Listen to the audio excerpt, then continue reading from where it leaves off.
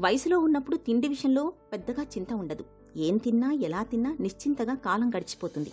వయసు పైబడుతున్న కొద్దీ ఈ నిశ్చింత క్రమంగా తగ్గిపోతుంది. ఏం తింటున్నాం ఎలా తింటున్నామనే విషయంలో కాస్త వెనకా ముందు చూసుకోవాల్సి వస్తుంది. మునుపటిలా రాళ్లను సైతం అరిగించుకునే శక్తి సన్నగిల్లుతుంది.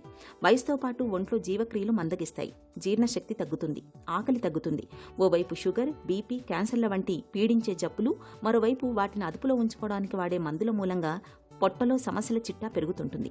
ఇలాంటి నేపథ్యంలో రోజువారీ ఆహారం విషయంలో కొన్ని ప్రత్యేకమైన జాగ్రత్తలు తీసుకోవాల్సి ఉంటుంది. 60 ఏళ్ల తర్వాత ఆహార నియమాలు చక్కగా ఉంటే అవే అద్భుతమైన ఔషధాలుగా పనిచేస్తాయని చెబుతారు పోషకాహార నిపుణులు. 50 నుంచి 65 ఏళ్ల వరకు ఆ మధ్య పీరియడ్లో ఎన్నో రకాల శారీరక మార్పులు రావడం వలన ఎన్నో చిన్న చిన్న అంటే ఇప్పుడు షుగర్ అన్నది 45 ఇయర్స్ నుంచి స్టార్ట్ అయిపోతుంది. కొంతమందికి బీపీ పెరిగిపోతుంది, హార్ట్ పేషెంట్స్ వస్తున్నారు, తర్వాత మిగతా ఇప్పుడు కిడ్నీ ప్రాబ్లమ్స్ వస్తున్నాయి, ఈ ప్యాంక్రియాటిక్ ప్రాబ్లమ్స్ వస్తున్నాయి, తర్వాత ఇప్పుడేమో నాన్ ఆల్కహాటిక్ ఫ్యాటీ లివర్స్ అని వస్తున్నాయి. పిల్లలు బాగా బరువు పెరిగిపోవడం వలన NAFLD అంటారు, అంటే నాన్ ఆల్కహాలిక్ ఫ్యాటీ లివర్ అంటారు. లివరులో కొవ్వు పదార్థాలు బాగా ఇదైపోవడం వలన మనుషులు స్థూలకాయాలు అవ్వడం వలన వస్తాయి. ఇవన్నీ 65 ఏళ్ల లోపల వచ్చే సమస్యలు అన్నీను. ఏ ప్రాబ్లం ఉందో ఆ ప్రాబ్లంకి స్పెషల్ డైట్ తీసుకోవాల్సిన అవసరం ఉంది. షుగర్ పేషెంట్స్ ఉంటారు, షుగర్ పేషెంట్స్కి ఆ డయాబెటిక్ వాళ్ళకి సాధ్యమైనంత మటుకు ఎక్కువ ఇంధనం వచ్చే ఆహార పదార్థాలు, అంటే ఇంధనం అంతా షుగర్ కింద మారుతుంది కాబట్టి ఉత్తి పంచదార షుగరే అని కాదు. ఇప్పుడు మనం తినే ఆహార పదార్థాల్లో ఇప్పుడు కొవ్వు ఎక్కువగా ఉండి లేకపోతే డీప్ ఫ్రైడ్ ఫుడ్స్ అవన్నీ తిన్నా అవి కూడా క్యాలరీస్ కింద కన్వర్ట్ అయిపోయి షుగర్ లెవెల్స్ పెరిగిపోతాయి. ఉప్పు రోజుకి నార్మల్గా ఉన్న మనిషి 2 గ్రాముల కంటే ఎక్కువ తీసుకోకూడదు. 2 గ్రాములు అంటే ఒక చిన్న టీ స్పూన్లో సగం టీ స్పూన్ రోజంతటికి తీసుకోవాల్సిన ఉప్పు శాతం. ఇంకోటి ఏంటంటే ఇదేంటి నేను చెప్పేది, ఇది పైన వేసే ఉప్పే కాదు, చాలా కూరగాయల్లో వాటిల్లోనే ఉప్పు ఉంటుంది. ఆ ఉప్పు ఈ ఉప్పు కలిపితే చాలా ఎక్కువైపోద్ది కాబట్టి మనిషికి బీపీఏ కాకుండా మిగతా ప్రాబ్లమ్స్ కూడా ఎక్కువైపోతూ ఉంటాయి. తీసుకున్న మందులు కూడా సరిగ్గా అబ్జార్బ్ కావు. అందుకని ఉప్పు శాతం బాగా కంట్రోల్ చేయాలి. అదేవిధంగా షుగర్ బాగా తగ్గించాలి. ఆహార నియామకాలు చేసుకున్నప్పటికీ మనిషికి ఎక్సర్సైజ్ లేకపోతే ఈ ఇంధనం కరగదు కాబట్టి అదంతా బరువు అయిపోయి అన్నీ ఇటు బీపీ పెరగడం ఏంటి, తర్వాత ఏమో షుగర్ పెరగడం ఏంటి, ఇటువంటి తరపులన్నీ వస్తాయి. ఇవన్నీ 65 ఏళ్లలో సరిగ్గా స్టార్ట్ అవుతాయి, అది ఇంక్రీజ్ అవుతూ ఉంటాయి. ఇది చాలా క్రూషియల్ పీరియడ్. ఈ ఏజ్లో మటుకు మంచి ఎక్సర్సైజ్ ఉండాలి, సరి అయిన సమతులిత ఆహారం తీసుకొని వాళ్ళు చాలా జాగ్రత్తగా వాళ్ళు కాపాడుకోగలిగితే ఆరోగ్యకరంగా ఉంటారు. 60 ఏళ్లు దాటిన వాళ్లలో చాలామంది ఏం తిన్నా సహించడం లేదని, తినే తిండికి రుచి పచ్చి లేదని వాపోతుంటారు. ఇంట్లో కోడళ్ళు కూతుళ్ళు ఎంతో రుచిగా శుచిగా వండి పెడుతున్నప్పటికీ ఇలా ఫిర్యాదులు చేస్తుంటారు. నిజానికి ఇందులో పెద్దవాళ్ల తప్పేమీ లేదు. నాలుక మీద రుచిమొగ్గలు తగ్గిపోవడం, ఉన్న కాసిన్ని రుచిమొగ్గలకు సరిగ్గా రుచిని గ్రహించలేకపోవడంతో వారికి ఏం తిన్నా చప్పిడిగానే ఉంటుంది. ఇక వాసన విషయంలోనూ అంతే. ఆహారం ఎంత కమ్మగా ఉన్నా సరిగ్గా వాసనను గ్రహించలేరు. ఈ నేపథ్యంలో ఆరోగ్యాన్ని కాపాడుకునేందుకు రోజువారీ ఆహార నియమాల్ని కాస్త సవరించుకోవాలి. తేలికగా త్వరగా జీర్ణమయ్యే బలవర్ధకమైన ఆహారాల్ని మాత్రమే తీసుకోవాలి. ఎముకల్లో పటుత్వం చక్కగా ఉండేందుకు విటమిన్ డి, కాల్షియం పుష్కలంగా లభించే పాలు, పాల పదార్థాల్ని తరచూ తీసుకోవాలి. రోజుకో గ్లాసుడు పాలను తప్పనిసరిగా తాగుతుండాలి. కనీసం మనిషికి ఒక 8 గంటలు నిద్ర ఉండాలి.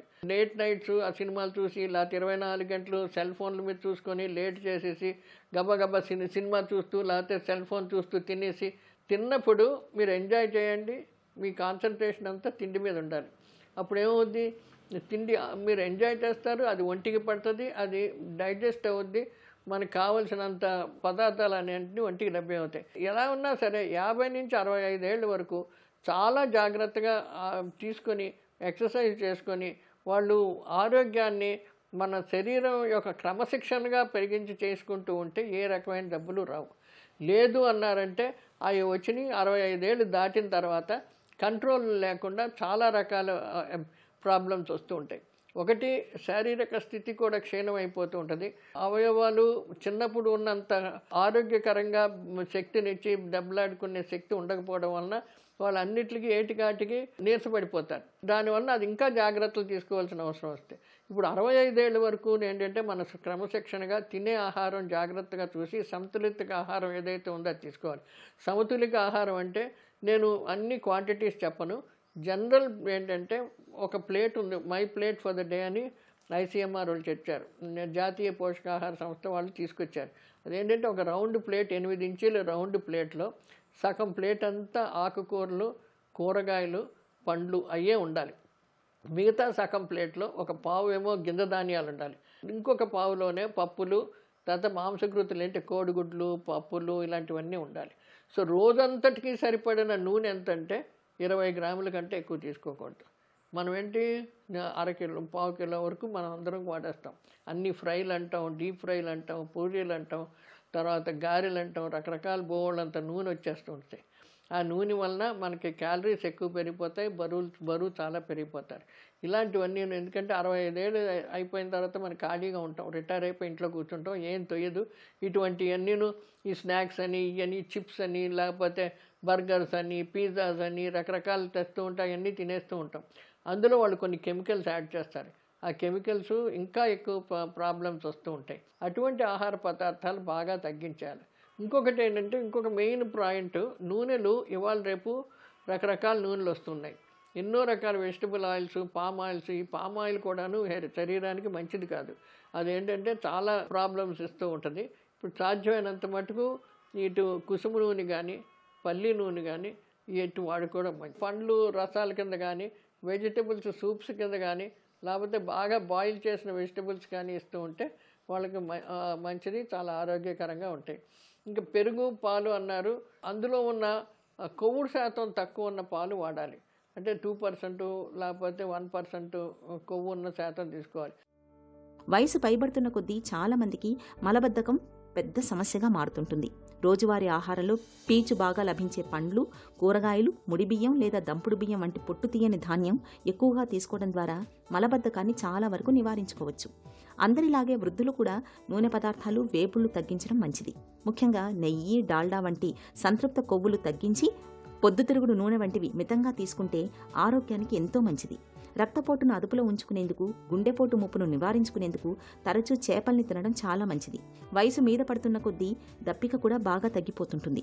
అయితే దాహం వేయడం లేదని నీళ్లు తాగకుండా ఉండడం అంత మంచిది కాదు. దాహం వేసినా వేయకున్నా తరచూ మంచినీళ్లు తాగుతుండాలి. ఆహారాన్ని కొద్ది మోతాదుల్లో ఎక్కువసార్లు తినడాన్ని అలవాటు చేసుకోవాలి. ఇవన్నీ పాటించడం కొంచెం కష్టమే అయినా మన ఆరోగ్యం కాబట్టి మనమే శ్రద్ధ తీసుకోవాలి. ఆహారం విషయంలో ఇలా ప్రత్యేకంగా జాగ్రత్తలు తీసుకుంటే జీవితపు ఆఖరి మజిలీని ఆరోగ్యంగా, ఆనందంగా గడిపేయచ్చు.